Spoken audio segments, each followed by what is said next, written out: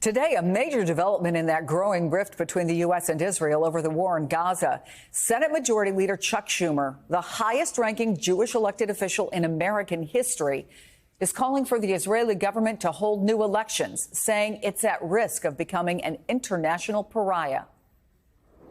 As a lifelong supporter of Israel, it has become clear to me the Netanyahu coalition no longer fits the needs of Israel after October 7th. The world has changed radically since then, and the Israeli people are being stifled right now by a governing vision that is stuck in the past. Joining us now is NBC News foreign correspondent Matt Bradley, senior national political reporter Sahil Kapoor. Jonathan Lemire is back with us. So, Sahil, President Biden has become, I would say, increasingly vocal about his frustration with Prime Minister Netanyahu. But Leader Schumer definitely goes beyond what we have heard before. What can you tell us?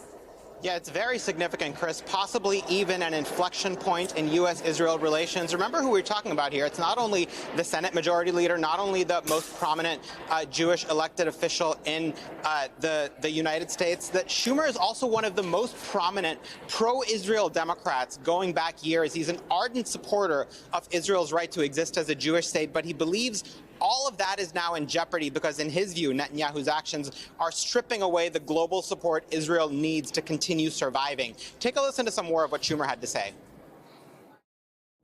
I also believe Prime Minister Netanyahu has lost his way by allowing his political survival to take the precedence over the best interests of Israel.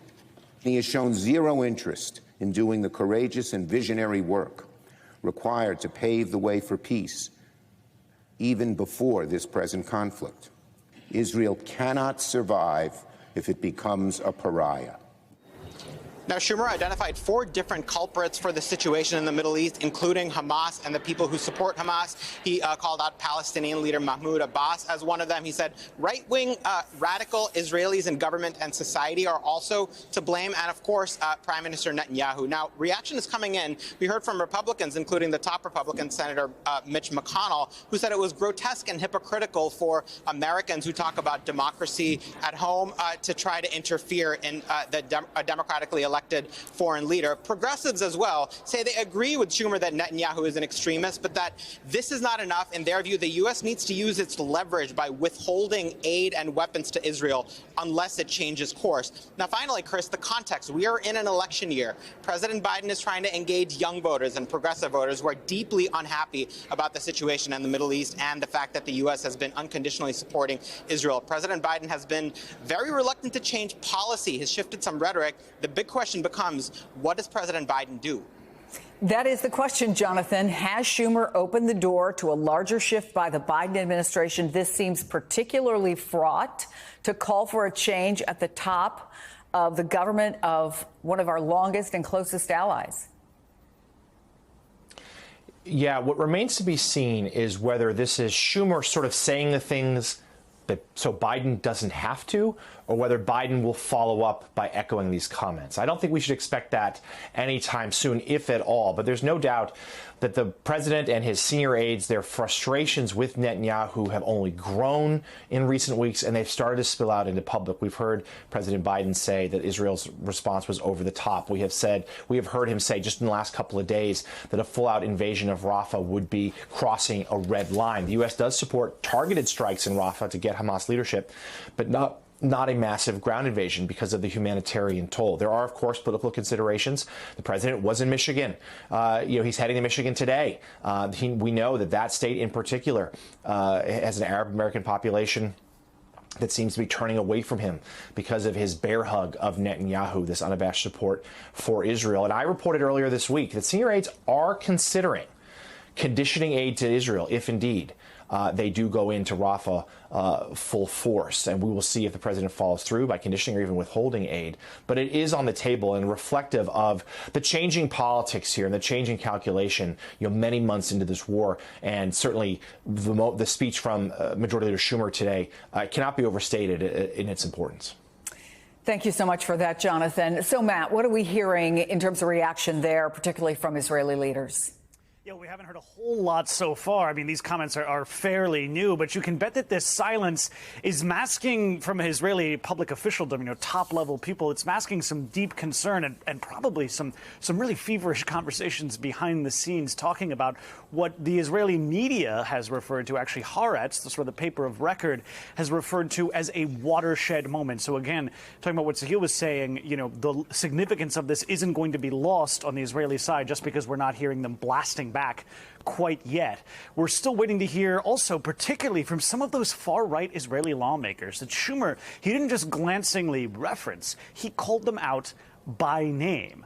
So that really just goes to show, and we also heard from Haaretz, they said that this cements Netanyahu's poor standing in the Democratic Party, and that's been getting worse and worse. Now, we did hear from Yair Lapid. He is the leader of Netanyahu's opposition. He wrote on X that Senator Chuck Schumer's speech is proof that one by one, Netanyahu is losing Israel's biggest supporters in the U.S. What's worse, he's doing it on purpose. Now, Netanyahu is causing heavy damage to the national effort to win the war and maintain Israel's security. Now, remember, he's siding with Schumer. Of course, he is the leader of the opposition against Netanyahu. It's unclear exactly what Lapid meant by on purpose, but it's likely a reference to a perception among Netanyahu's opponents that the Israeli prime minister is enduring criticism from the Biden administration in the hopes that Biden and his allies, like Schumer, will be swept out of office in November's elections. Now, it's clear we're seeing a similar expectation among Washington Democrats that elections in Israel will sweep Netanyahu from power as well. So really, that just goes to show it's another source of the worsening relationship between Washington and Tel Aviv and Jerusalem. Leaders in both capitals are hoping the leader in the other capital will lose upcoming elections and be replaced by more palatable politicians. Chris? Let me ask you quickly about an incident yesterday, because it kind of underscores why one reason Israel is under such heavy scrutiny. The IDF confirmed it bombed a UN aid warehouse to kill a Hamas commander. A UN aid warehouse. What can you tell us about that? Yeah, I mean, this just plays in right into the sense of, well, the record of starvation that we're seeing now. We're seeing actual people dying of malnutrition. And we're seeing them in the dozens. This is according to the Hamas-run Gazan Ministry of Health. Now, we heard from the United Nations. They said that at least one of their employees was killed and more than a dozen were injured in an Israeli strike on an UNRWA warehouse. And that was holding that much-needed food aid, considering the looming specter of mass famine. And again, we've already been seeing cases of deaths from malnutrition, particularly among people who are sick, elderly, the very young. Now, Israel's military said that strike was successful, and it was aimed at a Hamas commander who was hiding out there. Now, this is likely going to deepen the already worsening relationship between the UN and Israel, and the growing divisions between Israel and Washington that we were just describing. That's not going to help much either. Chris? Matt Bradley, Sahil Kapoor, thank you guys. Much appreciated.